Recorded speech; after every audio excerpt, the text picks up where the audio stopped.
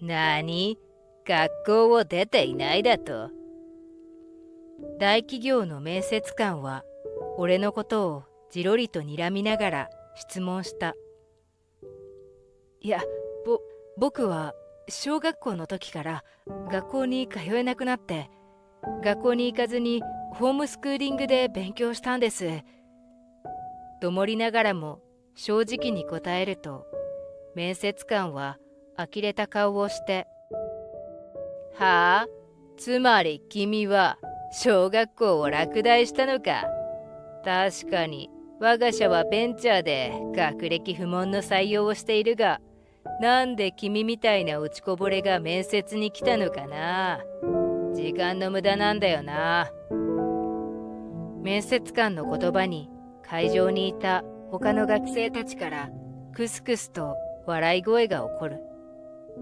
俺は穴があったら入りたい気持ちだった。俺の名前は一ノ瀬はじめ、有名な大企業の面接を受けている。この会社は宇宙開発のベンチャー企業。昨年は小型衛星の打ち上げ成功などもあり、世間での知名度も向上。今年の就職倍率はなんと30倍ということだった。俺はある人の紹介でこの企業を受けることにしたのだが、面接を受ける前から一つ不安なことがあった。それは俺がひどいどもりなことだ。小学校の頃からずっと治らない癖で、学校ではよく笑われた。授業中に教科書読みで詰まっては後ろの生徒から小づかれたりもした。ちなみに俺のことをいびったのは子供だけではない。最初は生徒たちをなだめていた先生も、いつまでたっても治らない俺のどもりにだんだんイライラするようになっていった。そして俺が他の生徒からいびられているのを見ても無視するようになったのだ。そのため俺は次第に小学校に通うのが憂鬱になり、不登校になった。そんな俺もなんだかんだで就職する年齢にまでなったのだが、どもりは子供の頃ほどではないものの完全には治らなかった。そんなコミュニケーションのハンデがある俺だから、今日会社の採用面接を受けるのは正直不安でいっぱいだったのだ。一応事前に人事部に自分がひどいどもりを持っていることを相談したのだが、うまく話せなくてもいいから面接を受けなさいということで、今日の面接は他の学生と一緒に参加することになった。今回の面接は一次面接。形式はグループ面接だった。筆記試験も一緒に行われるらしい。一緒になった学生は10人以上。控室では余裕で笑っている者もちらほらいた。皆ビシッとスーツを着ていて自信にあふれている。この会社は今人気のメガベンチャーだから、超難関大からの志望者も多いようだった。逆にもう何個も内定をもらっていて、記念受験のつもりで受けている人もいるようだ。コミュニケーションを取るのが苦手な俺は、華やかなみんなとは対照的に隅っこで一人ネットで調べた深呼吸法をしてリラックスできるように努めていた。そのうち時間になり面接室に呼ばれた。みんなの後について面接室に入ると、面接官が座っている。30代くらいの男性で高級そうなスーツを身につけ、面接に入ってきた学生たちをぎろりと睨みつけた。じゃあ座って、私は人事部の鍋道です。事務的に名乗ると、はい、それではそっちの隅の人から順番に出身大学と自己 PR を言ってくれ、と指示した。俺は反対側の一番隅に座っていたので、話す順番は最後だ。まずいな。みんなが話している間、ずっと緊張しっぱなしで待っていなくてはいけない。うまくどもりをコントロールできればいいのだけれど、不安は少しずつ大きくなった。対照的に他の学生たちは慣れたものだというように自己 PR をスラスラ話していく。話し終わると着席し、余裕の表情をしている。羨ましい。控室にいた時から俺のグループは超難関大学や有名なインフルエンサーの学生がいるようだったけれど、本当に一人一人の経歴は申し分ないものだった。もしかしたら会社側が選考しやすいように学歴や知名度で事前にグループの調整を行っているのかもしれない。俺はとんでもないグループに入ってしまったのだ。ドキドキしながら他の学生たちの素晴らしい自己 PR を耳にして待っている。面接官は一人一人の学生の話をいちいちうなずきながら聞いている。特に高学歴や有名人の学生のところでは大げさにうなずいていた。親が有名な社長の学生のところでは拍手までしていた。それがまさかこのあと自分の番になって大変なことになるとは思っていなかった。次はようやく俺の順番だ。わかりました、マル君。君は超難関大卒で、お父さんは大学病院の院長なんですね。まさに火の打ちどころがない。君のような方に選考に参加していただいて、とても嬉しいです。じゃあ着席してください。次の方、お願いします。面接官はそう言って俺を促した。俺は起立して挨拶をしようとしたのだが、はい、僕はですね。一生懸命に心を落ち着けようとするが、そうしようとすればするほど、どもりのひどい癖が出る。なんとかしようとすればするほど、なんともならなくて、額からは冷や汗がにじみ出てきた。自分の番が終わって気が緩んでいる他の学生には、俺のどもりが滑稽に見えたのだろう。クスクス笑う声が聞こえてきた。みんなの反応に俺は真っ赤になって話そうとするが、うまく言葉が出ない。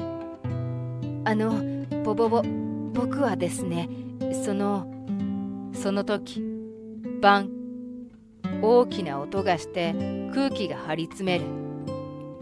見ると面接官の鍋道さんが机を叩いてこちらを睨みつけていた。なんだ君は、ふざけているのか？自己紹介もまともにできないのか？彼は大声で怒鳴った。そんな風に威圧されて、俺は恐怖で焦りまくる。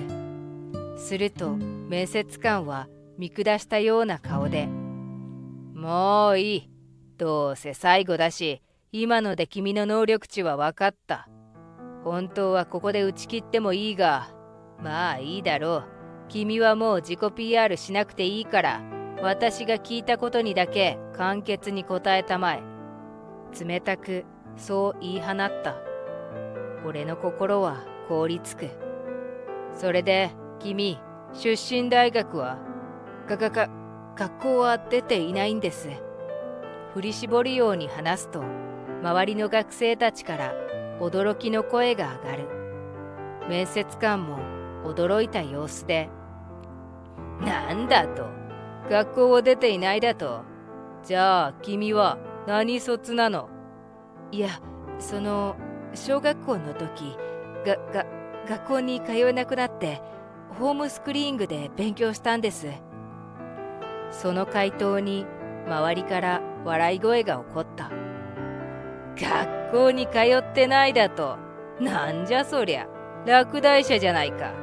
確かにうちの会社はベンチャーで学歴不問で採用をしているが、底辺ニートのためのハローワークじゃないんだぞ。面接官はゴミでも見るような目でこっちを見た。周りには学生の大きな笑い声。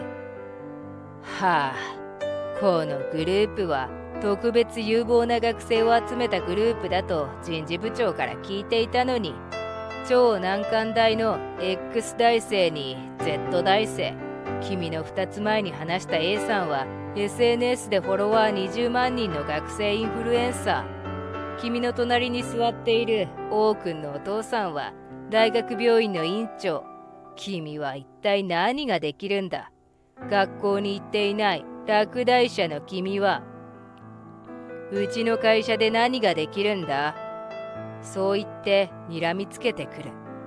俺は相当焦ったが、考えた末に、僕は特技は数学で、それを活かしたいと思っています。と振り絞って答えた。数学だと。俺の顔を見て、面接官はうさんくさそうな顔をしている。そうです。数学を好きになったきっかけは祖母で。俺は自分が数学を好きになった理由を話した。小さい頃、どもりをいびられて不登校になった俺は、よく母と一緒に介護施設に入所している祖母のところに見舞いに行っていた。母は祖母の暇つぶしとしてクロスワードや検証雑誌などを持って行ったのだが、その中で祖母が難しくてできないと投げ出したのがナンプレ、数読の雑誌だった。俺と数字との出会いはまさにその本だった。祖母が値を上げたナンプレ雑誌を母にもらった俺は、なんとそれを1日で全ページ解いてしまったのだ。学校に行ってもいいことがなかった俺にとっては、数字との出会いは奇跡のような瞬間だった。へえ、要するに君は学校にも通わずに自分の好きなことだけを勉強してきた、ただの無能オタクってことだな。面接官は興味なさそうに言った。他の学生たちの間からまた笑い声が起こる。すると面接官はますます図に乗って、君は正社員は諦めてコンビニでバイトした方がいいんじゃないかな。それかトイレ掃除とか水商売とか、頭を使わなくて体だけ動かせばいい単純作業をするべきだと思う。今まで何人もの学生を見てきた私からのアドバイスだ。屈辱的な一言に俺はうつむく。まあいい。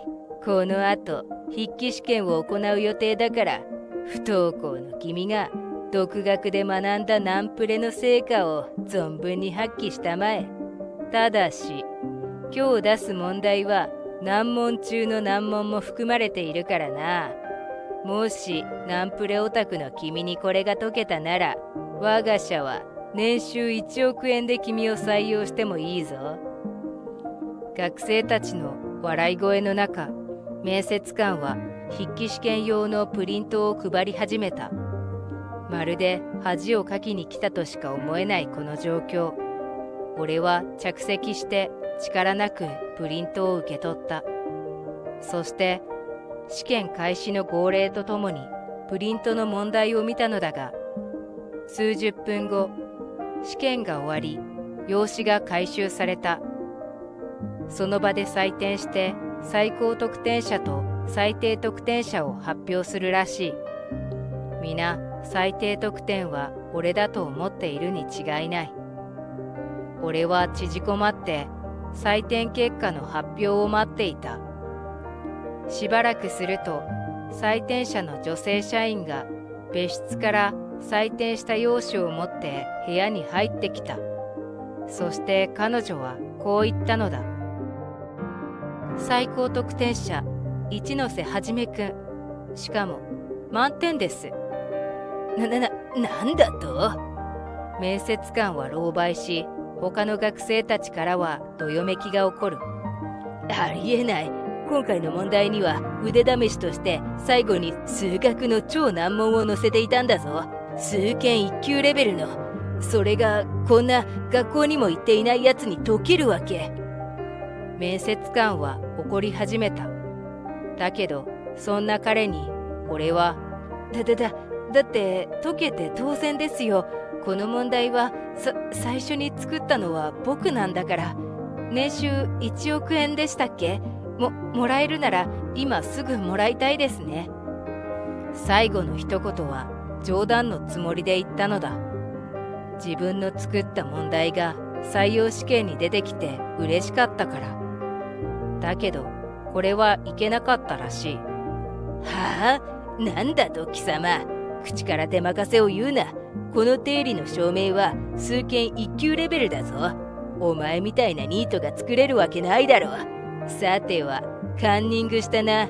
スマホを隠し持っていて外部と連絡を取っているんだろう。面接官は俺の話を信じようとせず、こっぴどく怒られてしまった。そして結局この面接で最後の難問まで全問正解できたのは、この年受験した学生の中で俺だけだったというのに、俺はカンニングの濡れ衣を着せられて不合格になってしまったのだ。ところが数日後、プルルルル、スマホに出ると、もしもし、一ノ瀬はじめくんか。君、先日はうちの会社を受けてくれてありがとう。実はね、先日君に送った不採用通知は間違いなんだ。君のような優秀な学生は面接なんかせずに即採用でよかったのに。あまりに表変していて、最初は誰だかわからなかったけど、なんとあのメガベンチャーの面接官らしい。彼は慌てた様子で、君を不採用にしたら人事部長にひどく怒られてね。君、小学生の時から学校に通わず成功した数学の天才だそうじゃないか。何でも会長が設立した天才児のための教育財団の特待生だって。なんで面接の時に言わなかったんだ。ああ、そのことですか。言うまでもなく、皆さんご存知と思ったものですから。俺はそう答えた。そう、実はナンプレによって数字に興味を持った幼い俺は、高校の数学教師をしていた父に頼み込んで、いろんな数学の本を借りては読み漁るようになった。そんなことをして1年ほど経つと、小学生なのに父のレベルを超えてしまい、両親を驚かせるようになった。これは普通ではないと思った両親は、有名な数学者の先生に相談。その先生の紹介でオンラインのホームスクーリングを受け、YouTube の数学のセミナーなどに参加し、大学教授や同じく数学を愛する全世界の仲間と交流することができるようになったのだ。そして中学の年齢になるまでに発明したのが、採用試験にも出てきたあの数学の難問だった。こうした数学の縁の中で出会ったのがメガベンチャーの会長の五十嵐氏だ。彼は日本の将来のために事情があり学校に通えないが、優秀な能力を持っている子供を支援する財団を作っていて、俺のことをそこの特待生にしてくれたのだった。五十嵐会長は昨年亡くなられましたが、僕は会長への恩返しとして御社への入社を希望したのです。だけど僕はあなたたちにとって戦力外のようでしたので。残念そうに言うと、何を言っているんだ。君の入社は決定した。我が社に来たまえ。年収は数千万円。いや、君の実力なら1億円だって夢じゃないぞ。彼はそうやって俺を誘おうとする。だけど俺はその時ある事実を伝えた。すみません。僕やはり就活はしないことにしたので、御社には入社しません。なんだと？他社に行くのか？君の才能を取られるくらいだったら今から1億円払ってもいい。ぜひうちの会社に来てくれ。お願いだ。今から迎えに行ってもいいぞ。そんな風に焦った調子でまくし立てる。いえ、1億円だと損をしてしまいますので。は？損？ポカンと聞いている面接官。実は先日就職がダメになってしまったので、他に自分にできることはないかと考えて、数学をテーマにしたアートをネットに出品したんです。そしたら、ある有名な美術館が買ってくれて、5億円で落札されてしまいまして。なんだと？何か能力が欠如している人間は、他のところが秀でているということがあるみたいだけれど、俺は数学以外にもアートの才能があったらしい。就活で落第して落ち込んだ俺は、数学の幾何学図形をテーマにデジタルアートを作ってネットで販売してみた。ほんの気晴らしのつもりだったのだけど、それがインフルエンサーの口コミで広まり、有名美術館が購入してくれる事態に発展したのだ。日本の就活は僕の性格と合わなさそうなので、アートを作りながら好きな数字の研究に打ち込もうと思っています。なんだと？ちょっと待ってくれ。おい、君を我が社に入れないと、俺は責任を取らされてクビになるかもしれんのだぞ。面接官は俺の話に大慌てだった。だけど、このメガベンチャーにもはや興味がなくなっていた俺は冷たく断った。その後、俺は海外に拠点を設けてアートを作りつつ、毎日オンラインで数学の難題について有名な数学者と意見を交わす日々を送っている。そういえば、あの面接官だけど、実は社内でも仕事ができないことで有名な問題社員だったらしい。